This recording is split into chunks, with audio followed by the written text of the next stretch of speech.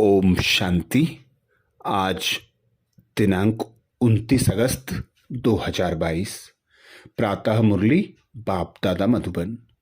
बाबा बोले, मीठे बच्चे, तुम्हें अपनी देवी मीठी चलन से बाप का शो करना है। सबको बाप का परिचय दे वर्षे का अधिकारी बनाना है। मीठे बच्चे, तुम्हें अपनी देवी मीठी चलन से बाप का शो करना है। सबको बाप का परिचय दे वर्षे का अधिकारी बनाना है। 63 जन्मों से हम आसुरी मत पर चले आते हैं।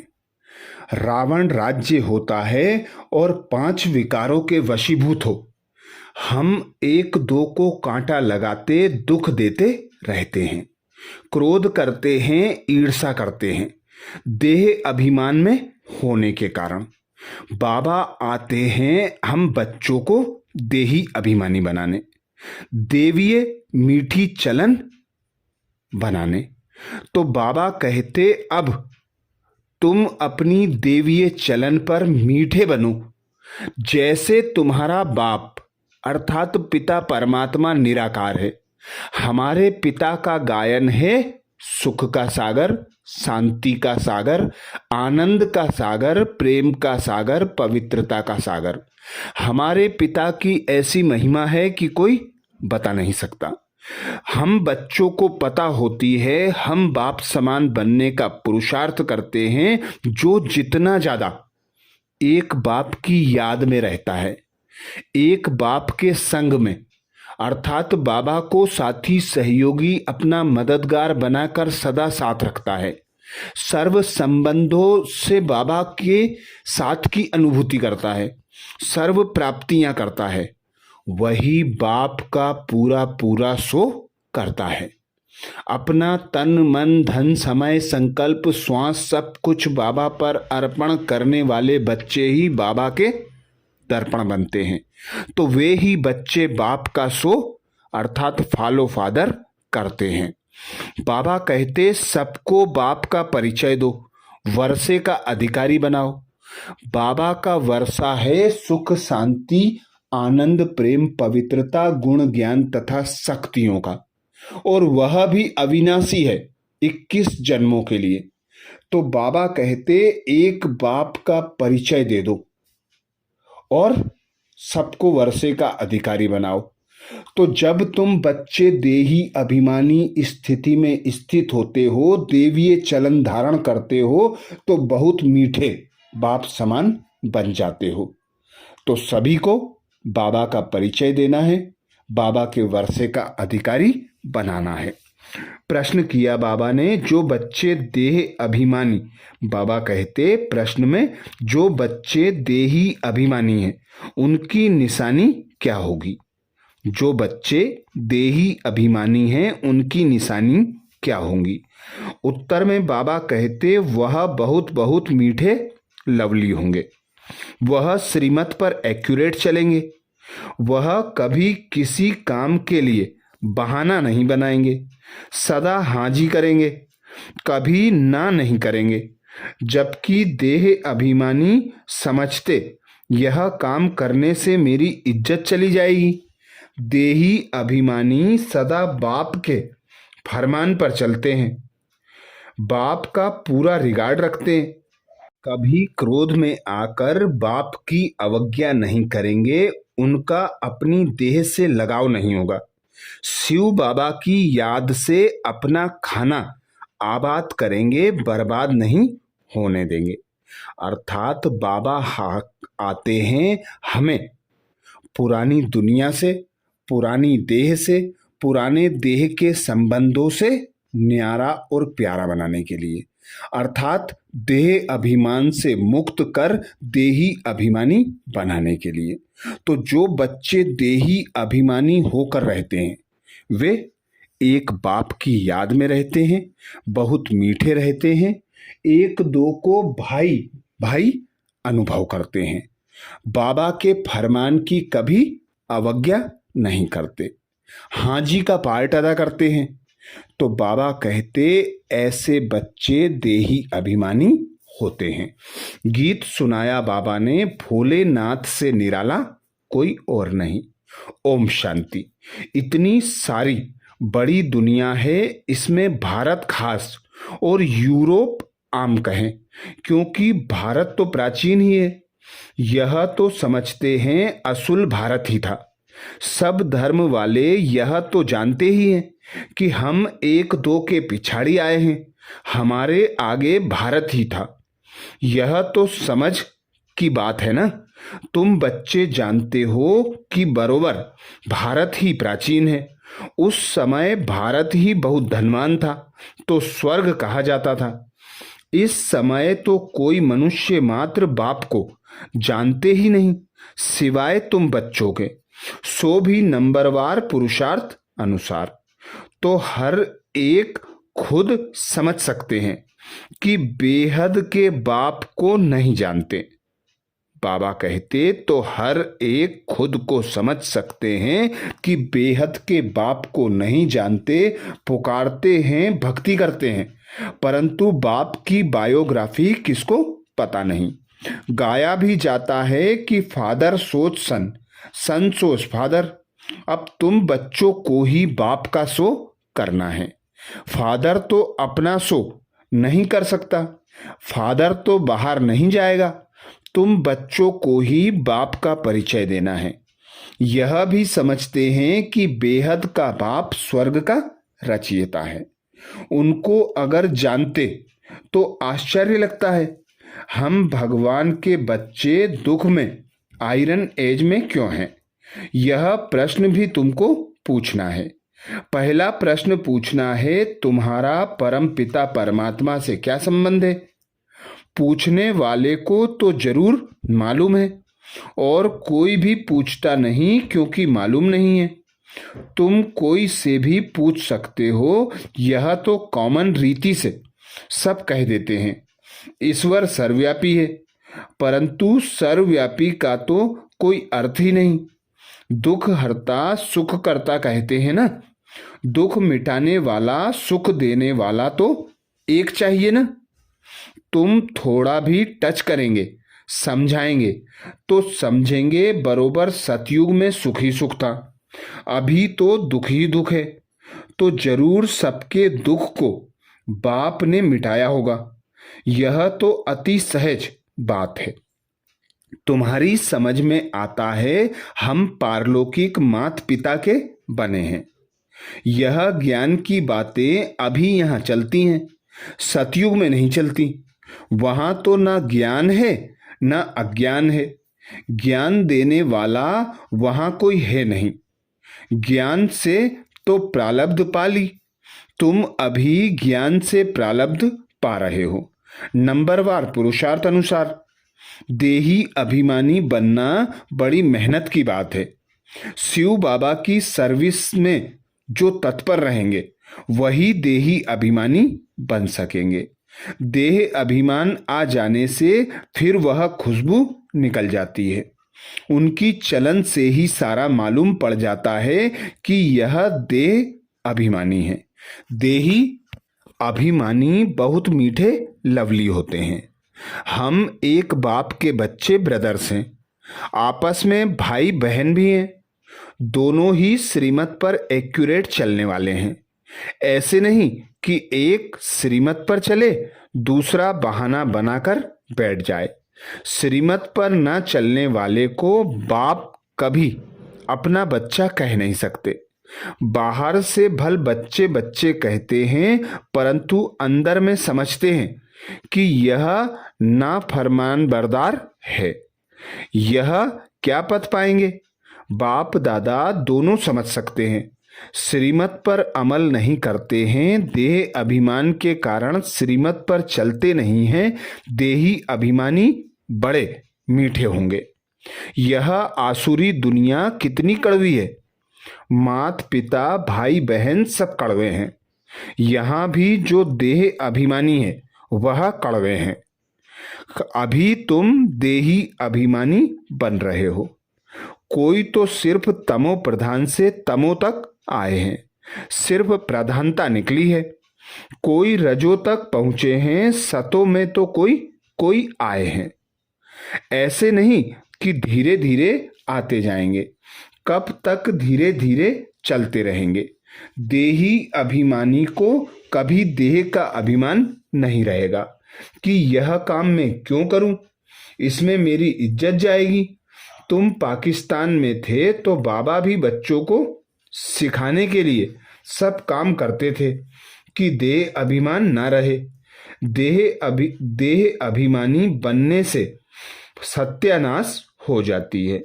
बाहर में जो प्रजा बनने वाले हैं उनसे भी गिर पड़ेंगे। प्रजा में जो साहूकार बनेंगे उनको भी नौकर चाकर मिलेंगे। यह तो और ही जाकर नौकर चाकर बनते हैं। इनमें बाबा कहते इनसे तो वह साहूकार अच्छे ठहरे ना। बुद्धि से काम लिया जाता है तो समझ में आता है कि जो बच्चे नहीं बनते हैं, सिर्फ मददगार बनते हैं, तो वो भी अच्छे धनवान बन जाते हैं। उन्हों को नौकरी करने की दरकार नहीं रहती। यहाँ तो नौकरी करनी पड़ती है। पिछाड़ी को करके राज्य भाग ताज मिलेगा। सजा तो खानी पड़ेगी। बाबा कहते सजा तो खानी पड़ती है दोनों को। इन सभी बातों को ज्ञानी तू आत्मा समझ सकते हैं। अज्ञानी देह अभिमानी है। उनकी चाल ही ऐसी है, समझा जाता है कि यह कोई काम का नहीं है। यहाँ तो बच्चों को श्रीमत पर चलना पड़े, नहीं तो माया बड़ा धोखा देने वाली है। झट देह अभिमान आ जाता है। देह अभिमान को मिटाने, बाबा कहते देह अभिमान को मिटाए देही अभिमानी बनने की मेहनत है। यहाँ रहने वालों को तो फिर ब्राह्मणों का संग है। बाहर तो दुनिया बहुत खराब है। ज्ञान में संग ऐसा होना चाहिए फर्स्ट क्लास, जो उससे पूरा रंग लगे। देह अभिमानी संग मिलने से एकदम मिट्टी पलीत हो जाती है, फिर फरमान पर भी नहीं चलते। बाबा कहते हैं अगर हमसे आकर पूछो तो झट बताएंगे कि तुम फरमान बरदार हो व नहीं। नंबरवार पुरुषार्थ अनुसार बहुत अच्छे अच्छे हैं जो दिल को खुश करते रहते हैं। दुनिया में तो बड़ा दुख मारामारी है, खून खराबी बहुत है। इनको कांटों का जंगल कहते हैं। तुमने इनसे किनारा कर लिया है। अभी तुम संगम पर हो, बुद्धि में है। हम गृहस्थ व्यवहार में रहते संगम पर खड़े हैं। अभी हम कांटों से फूल बनते जा रहे हैं। कांटों से पल्लव निकलता जा रहा है। बाबा कहते कांटों से पल्लव निकलता जा रहा है। दुनिया में रिलीजियस सिर्फ तुम ही हो, वह भी नंबरवार पुरुषार्थ अनुसार। जो बाप को ही नहीं जानते वह हुए इरिलीजियस। कहते भी हैं धर्मी और अधर्मी, पांडव और कौरव। पांडवों की स्थूल युद्ध कोई है नहीं, तुम्हारी है माया के साथ गुप्त युद्ध। अगर तुम बाप को याद नहीं करेंगे तो माया का थप्पड़ लग जाएगा, तूफान आएगा। बाप कहते हैं अभी तुम्हारा मुख है उस तरफ और पैर हैं इस तरफ। हमेशा याद करते रहना चाहिए नई दुनिया को। गृहस्थ व्यवहार में तो रहना है। बाप कहते हैं निर्बंधन हो रहने वालों से गृहस्थ व्यवहार में रहने वालों की अवस्था अच्छी है। सब तो एक जैसे नहीं हो सकते, नंबरवार हैं। स्कूल में कोई एक जैसा नंबर थोड़े ही लेते हैं। यह भी बेहद का स्कूल है। बाप सब सेंटर वाले बच्चों का ख्याल रखते हैं। इनको कहेंगे विशाल बुद्धि। विशाल बुद्धि तब बनेंगे जब बाप को याद करेंगे। तुम बच्चों की अब विशाल बुद्धि बनी है। तुम मूल वतन, सूक्ष्म वतन, स्थूल वतन और यह सारा चक्र कैसे फिरता है इसे जानते हो। इसको विशाल बुद्धि व बेहद की बुद्धि कहा जाता है।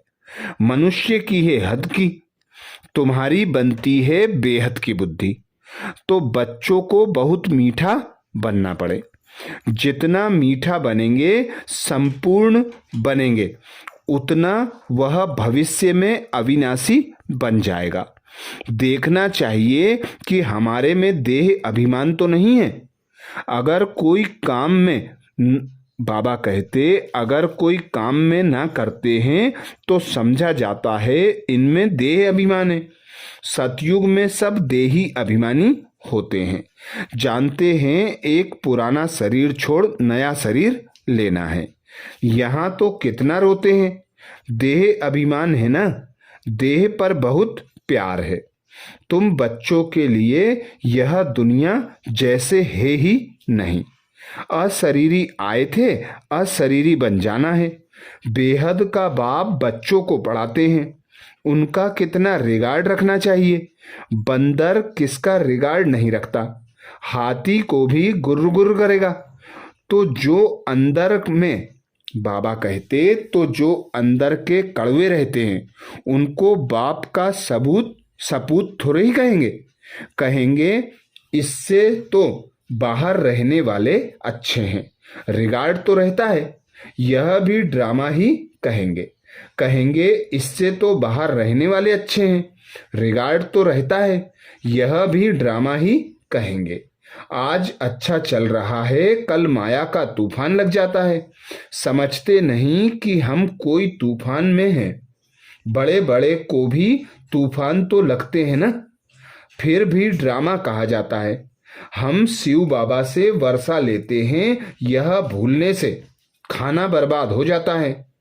खाना आबाद होगा शिव बाबा के भंडारे से। इनको भूला तो झोली खाली हो जाएगी। प्रजा में भी साधारण पद पाएंगे। सजा तो बहुत खाएंगे। खुद छोड़ने से फिर औरों को भी संशय बुद्धि बनाते हैं। बाबा को तो तरस पड़ता है, परंतु माया का वार सहन नहीं कर सकते हैं। उस्ताद सिखलाते तो बहुत हैं, अचल अडोल रहना। नहीं रहते तो बाबा समझते हैं अर्जुन सिल्वर एज तक भी नहीं पहुंचे। वंडर लगता है। ज्ञान पूरा ना होने के कारण, शिव बाबा से योग ना होने के कारण गिर पड़ते हैं। तूफान तो क्या क्या लगते हैं। चढ़ना और गिरना यह तो होता ही है। गिर गया तो फिर उठ खड़ा होना चाहिए ना। हमारा काम शिव बाबा से है। कुछ भी है, हमको वर्षा शिव बाबा से लेना है। मम्मा बाबा भी उनसे ही लेते हैं। उनको ही याद करना है, उनकी मुरली सुननी है। नहीं तो कहाँ जाएंगे। हट्टी तो एक ही है ना। यहाँ आए बिगर मुक्ति, जीवन मुक्ति मिल ना सके। बाप के सामने तो आना है ना। हाँ, कोई बांधेली है, बाप की याद में मर पड़ती है तो वह भी अच्छा पद पा लेती है। यहाँ जो देह अभिमान, बाबा कहते, यहाँ जो देह अभिमान में आकर अवज्ञा कर लेते हैं उनसे उसका पद अच्छा, क्योंकि बाबा की याद में मरी ना। अच्छा सौभाग्य है ना। इस ज्ञान मार्ग में कोई और तकलीफ नहीं है, बड़ा सहज है। यहाँ देही अभिमानी बहुत बनना है। बहुत देह अभिमान रहते हैं। बाबा तो और कुछ कहते नहीं, सिर्फ दिल से अंदर तरस पड़ता है।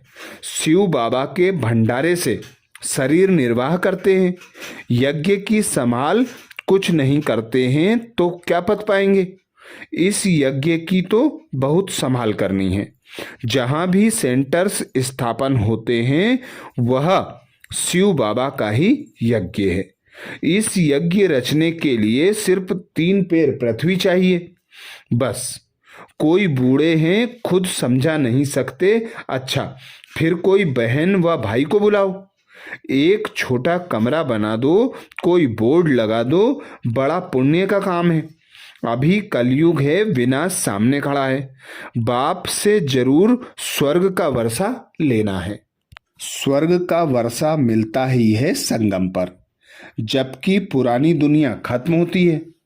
नई दुनिया स्थापन होती है, संगम पर वर्षा मिलता है जो फिर भविष्य के लिए अविनाशी हो जाता है। तुम बहुत समझा सकते हो, सिर्फ 3 पैर पृथ्वी चाहिए, बस। 1-2 को उठाया तो भी अहो सौभाग्य। तुम एक ही मंत्र देते हो, मन मना भव। सिर्फ कहते हो बाप को याद करो तो अंतमति सोगति हो जाएगी। बाप स्वर्ग का खजाना देते हैं, सुना? बस बुद्धि में बैठा, स्वर्ग में आने लायक बन गया। जगह देने वालों को हक मिल जाता है। बाबा इतना सहज करके बताते हैं। कोई को सुखधाम का रास्ता बताओ, प्रजा बनी वह भी अच्छा। नंबरवार बनते जाएंगे। 3 पैर पृथ्वी का मशहूर है, इससे तुम विश्व के मालिक बनते हो।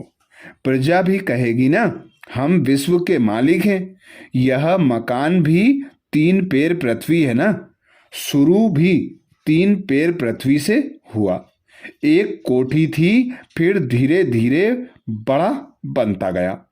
ऐसे बहुत आएंगे जिनको बाबा कहेंगे, तुम ऐसे पैसे क्या करेंगे?